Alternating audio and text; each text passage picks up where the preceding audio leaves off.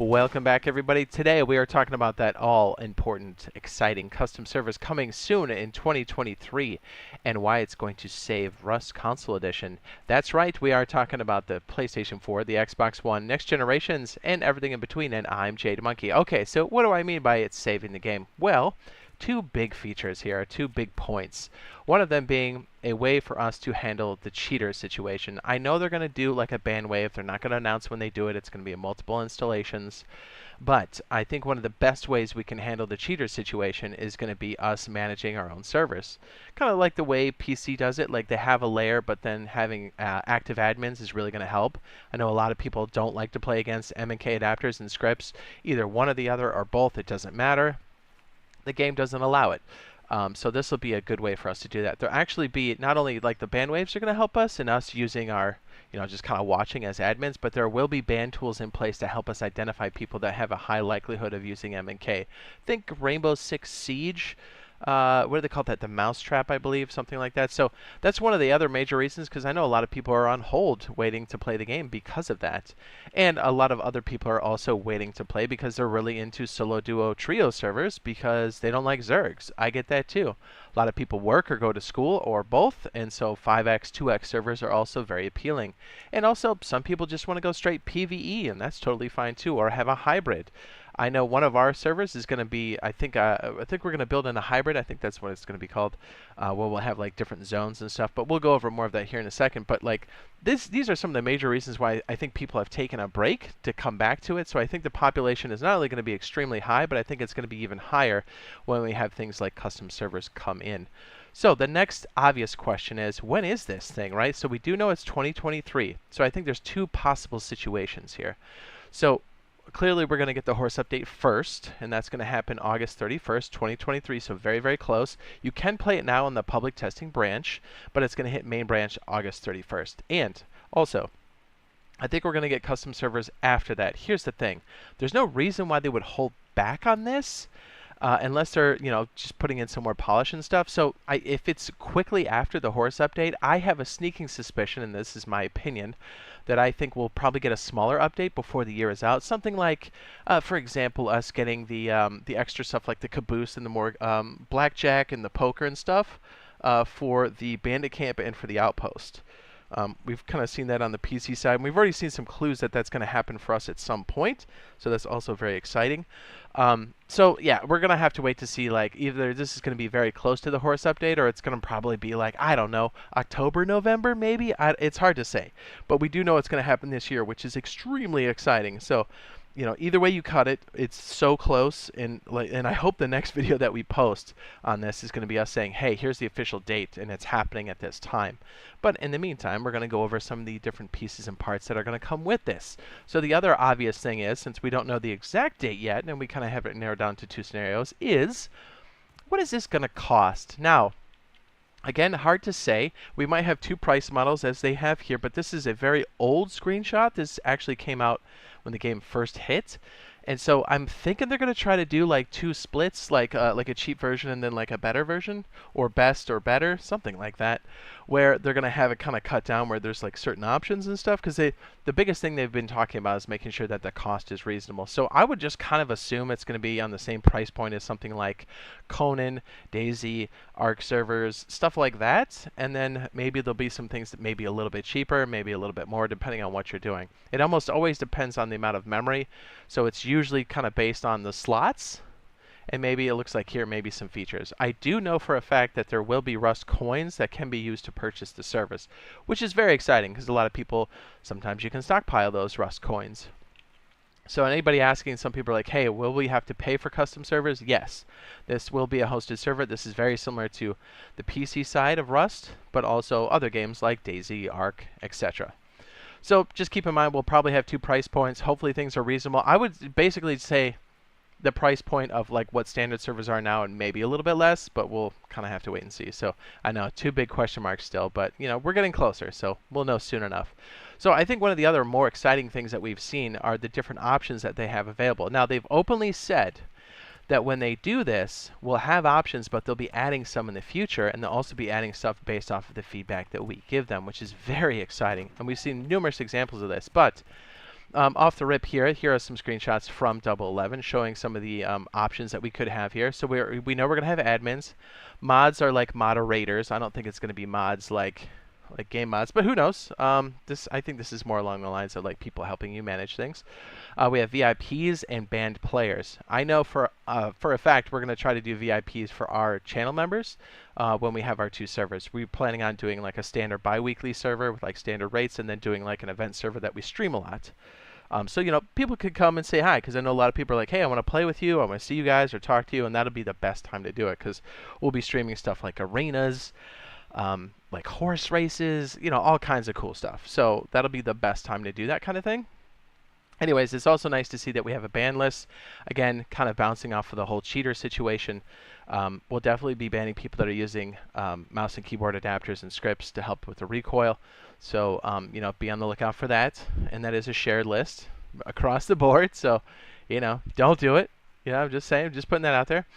We do know that the admins can fly around. They'll have a no clip, which is, here's an example of no clip right here. Boop, boop, boop, boop. Same feature, and we've seen this many times. They also have the ability to spawn things in. And now I think their spawning system will be like a vending machine or the crafting menu. Here on the PC, here's how you spawn things in. This like a kind of a bigger list, but I think it'll be more condensed for us on the console side. So just keep that in mind. We do know that you will be able to spawn things in. And think of this. We've had custom server kind of samples existing already for quite some time. We have the Target Practice server and the Builder's Paradise server. Those are also variations of that. So things that you can do inside of there, we can very much do. And we've seen examples of this numerous times for us when we actually get custom servers. Ooh, that was a dirty burp. That was sketchy. That was like a 50-50. So we do know that you'll be able to fly around and spawn things in, so that's very exciting. And then you can get things like super stacks. I don't know if we could go this high, but you've seen it on Builder's Paradise in the past, where you can stack things well beyond the standard stack. So we do know that is a possibility. So if you wanted to do like crazy amounts of stuff in the TC, that's cool too. But again, like more granular effects, we'll have to see what they do add. But we do know on the surface level, most of these things, if not all of them, will be added for us when these things initially hit.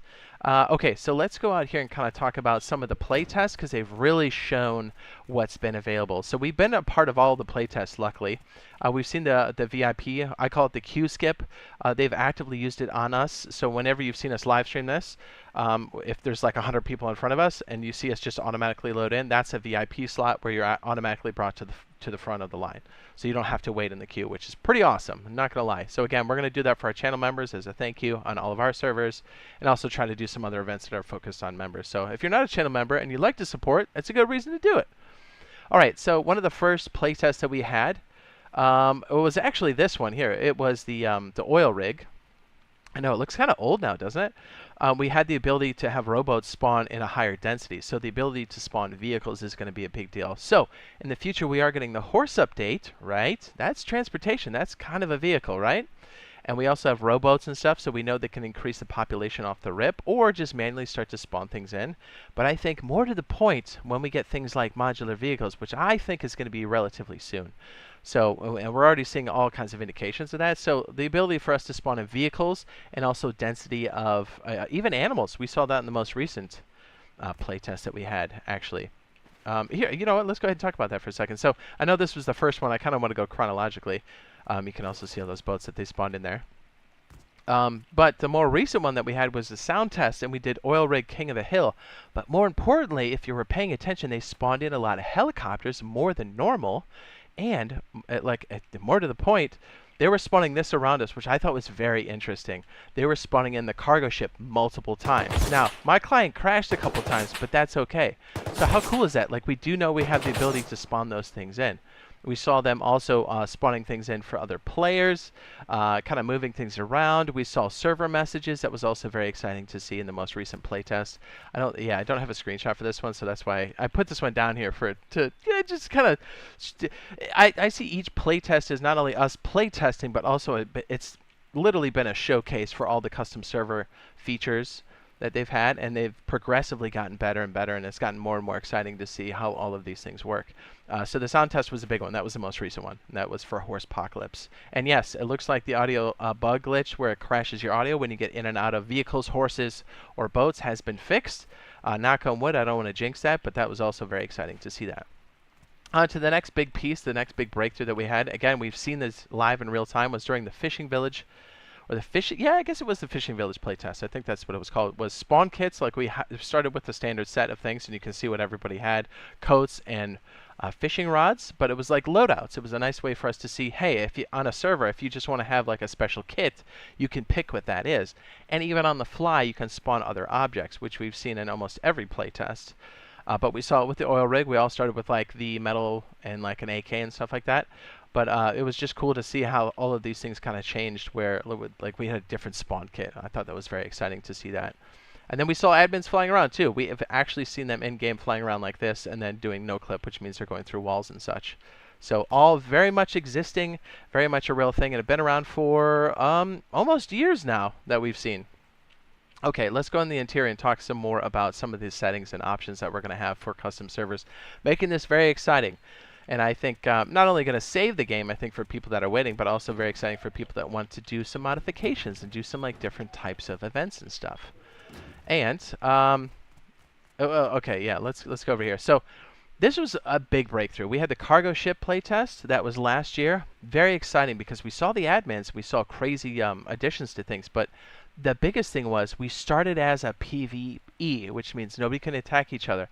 And we all got to the cargo ship, and the cargo ship moves. It's an active monument that moves. And the PvP was only on the cargo ship. Very exciting. And then halfway through it, they're like, hey, it's PvP everywhere. So on the fly, this is basically zoning. So not only did they do zoning on a moving monument, but they did it on the fly, so they changed the rules. And they even spawned extra things for our starter kit, so that was all in real time. Very exciting options to see stuff like that. So if you're going to do like an event or like big arena type stuff, that's awesome. Very exciting to see that. And again, yeah, we've got that right here. It says zoning, which is, again, what we saw right there. And in the more recent playtest for the audio, we also saw the zoning, and then they did change it on the fly, which was really nice to see. But it was even more exciting to see them increase the density of animals, but also spawn the cargo ship multiple times. And I was like, ooh, we've got that ability now. And check this out. So here in the server list, you can kind of see some of the different settings that you can have. So bi-weekly is a perfect, and I mean perfect, way to play the game, because you can kind of, you know, a lot of like weekly feels too fast and monthly feels too slow. Monthlies don't hard wipe enough, and the weeklies just feel too fast. So if you're working or you're going to school, things can feel a bit, you know, like it's almost like you want to have just a couple shots at us to, you know, get that revenge. So bi-weekly is perfect. Like it's exactly what it sounds like. 2 weeks in, you have a soft wipe, and then at the end of the month, it's a hard wipe every time.